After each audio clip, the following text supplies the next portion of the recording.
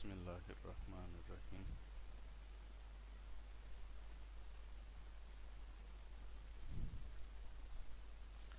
सी plus plus programming में मैं आप सभी का स्वागत करता हूं। आज का हमारा मकसद है वेरिएबल क्या है ये समझना, फिर उसके बाद वेरिएबल का डिक्लेरेशन कि variable C plus plus program में किस तरह से डिक्लेयर किया जाता है। उसके बाद वेरिएबल का इनिशियलाइजेशन, यानी वेरिएबल डिक्लेयर करते समय उसको अगर हम कोई वैल्यू प्रदान करना चाहें वो किस तरह से करते हैं ये देखेंगे। इसके बाद हम एक सिंपल छोटा सा सी प्लस प्लस का प्रोग्राम का एग्जाम्पल लेंगे और इसी एग्जाम्पल को हम सी प्लस प्लस के अंदर लाइव इम्प्लीमेंटेशन करके आप लोगों को दिखाएंगे। तो ये आज के हमारे ऑब्जेक्टिव थे। तो चलिए स्टार्ट करते हैं। सबसे पहले देखिए वेरिएबल क्या होता है।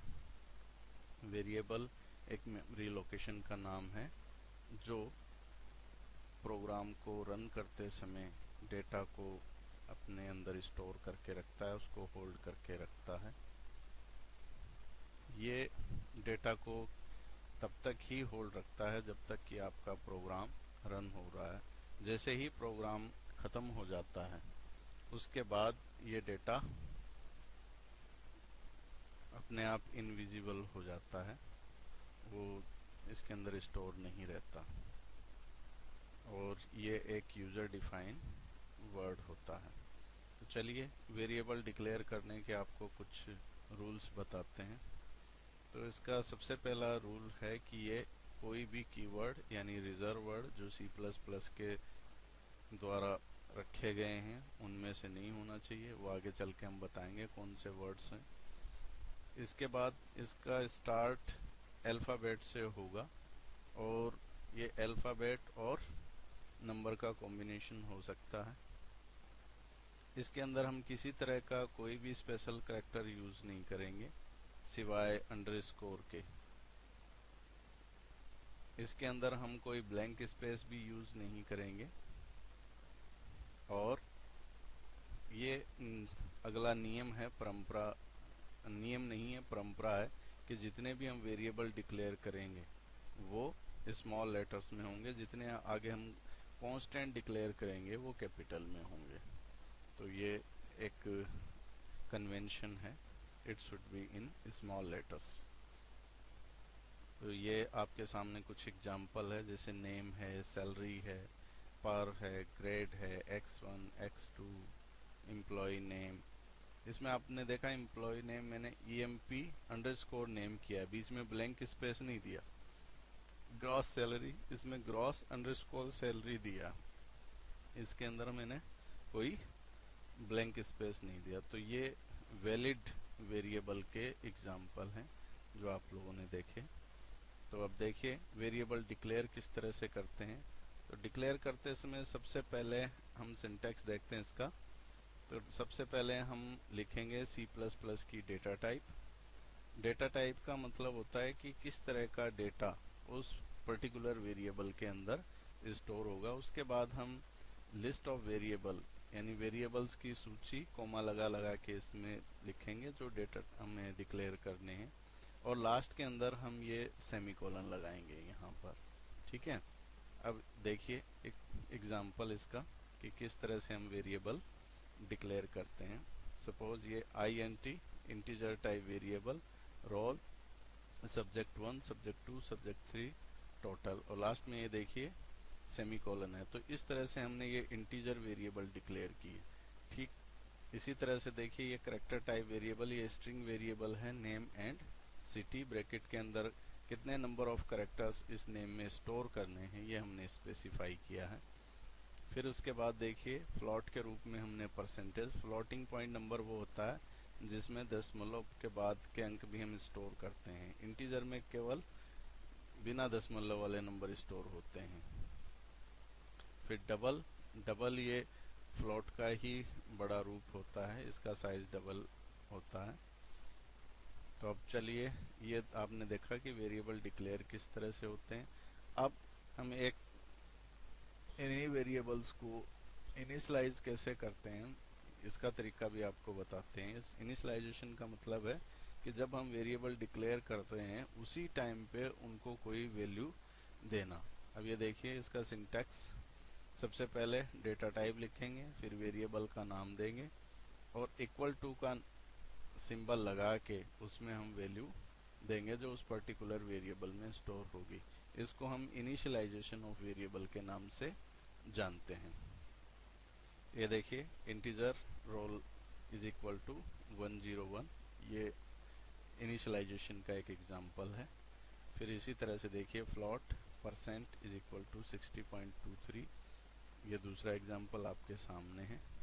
इसी तरह से gender is equal to M यानी मेल, ये इसमें सिंगल करेक्टर ही स्टोर हो सकता है, सिंगल करेक्टर वेरिएबल है ये।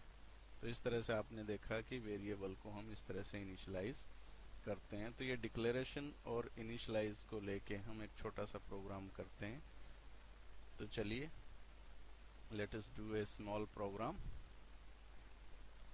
सबसे पहले इंक्लूड iostream.h, ये लाइब्रेरी फाइल हमने इंक्लूड कर ली। फिर उसके बाद conio.h, ये लाइब्रेरी फाइल हमने इंक्लूड कर ली। इसके बाद C++ का मेन फंक्शन void main, फिर उसके बाद ये ओपनिंग ब्रेस, फिर ये देखिए ये तीन वेरिएबल हमने लिए हैं जिसको x के अंदर हमने इनिशियली यानी इनिशियलाइज कर दिया 5 से और y को इनिशियलाइज कर दिया हमने 10 से और z खाली रखा है। ये क्लियर स्क्रीन फंक्शन है, यानी जब C++ प्रोग्राम रन होगा तो उसके ब्लैंक स्क्रीन कर देगा, उसके बाद से जो भी शो करना है वो शो करेगा। ठीक है, अब ये देखिए z is equal to x plus y, तो ये x और y की वैल्यू जुड़ के किस में स्टोर हो जाएगी, z में। और ये हमने सी आउट यानी डिस्प्ले करवाने के लिए स्क्रीन पे ये सी आउट फंक्शन यूज किया है हमने ऑपरेटर। तो इसमें सम इज इक्वल टू ये ज्यों का त्यों आ जाएगा और जोड़ के अंदर जो वैल्यू है z में जो वैल्यू है जो x और y का सम है वो ये दिखाएगा। अब ये जितनी भी वैल्यू हम देंगे, जितना भी हमें जैसे कांस्टेंट वेरिएबल डिक्लेयर करने उतनी बार ही ये हमें एंगल ब्रैकेट्स लगाने होंगे। जैसे ये सम के लिए पहला एंगल डबल ब्रैकेट सम के लिए, फिर ये दूसरा एंगल ब्रैकेट है ये z के लिए। ठीक है, इसके बाद इसको ये गेट सी एच है, ये स्क्रीन को रोकने के लिए हमने यूज किया। ये वेट करेगा जब तक कि हम कोई भी कैरेक्टर या कोई भी कीबोर्ड से प्रेस नहीं करते तब तक, और ये हमारा प्रोग्राम का बंद है। ठीक है, अब इसी प्रोग्राम को हम आगे चलते हैं। इसको आपको हम C++ के अंदर लाइव डेमो करके दिखाते हैं। चलिए इसमें लाइव डेमो हम आपको बताते हैं कि किस तरह से इसको चलाएंगे। तो देखिए ये C++ हमने चलाया, ये फाइल से आपने न्यू कर लिया। ठीक है, अब इसके अंदर इसी प्रोग्राम को हम टाइप करेंगे include iostream.h, फिर उसके बाद include conio.h, फिर उसके बाद ये आपका आ गया void main,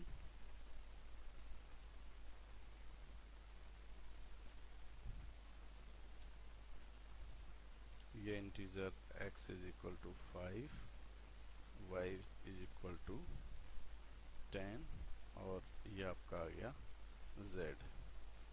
ठीक है, और z इज पहले इस क्लियर स्क्रीन कर लीजिए, फिर z is equal to x plus y. ठीक है, अब सी आउट कर लीजिए, सम इज इक्वल टू और ये आपका आ जाएगा z।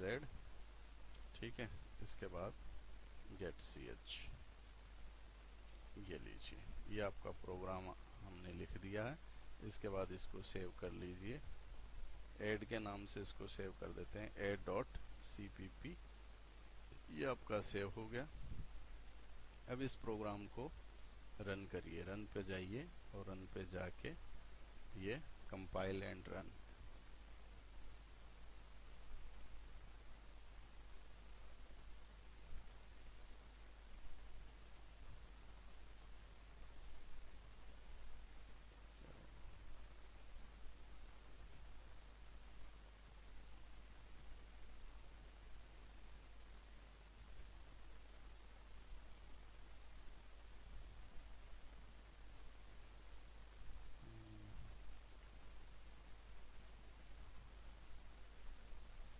ये देखिए सम इज इक्वल टू 15, ये हमारा इसमें रिजल्ट आ गया।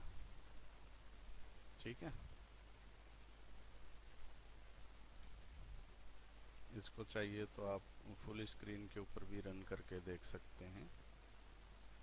ये फुल स्क्रीन के रूप में रन कीजिए। ये फुल स्क्रीन के ऊपर आ गया। ठीक है, कोई भी की प्रेस करेंगे तो वापस उसी के अंदर पहुंच जाएंगे। तो इस प्रकार से आपने देखा कि किस तरह से हमने प्रोग्राम को रन किया। ठीक है, तो अब देखिए आज हमने क्या सीखा। आज हमने ये कवर किया है कि वेरिएबल क्या है, फिर उसके बाद इसका डिक्लेरेशन और इनिशियलाइजेशन कैसे होता है। उसके बाद इसी वेरिएबल का हमने C++ के प्रोग्राम में यूज़ किया और 2 नंबर का एक प्रोग्राम लेके हमने इसका लाइव डेमो देखा। ठीक है, तो आज के लिए इतना ही काफ़ी है। धन्यवाद।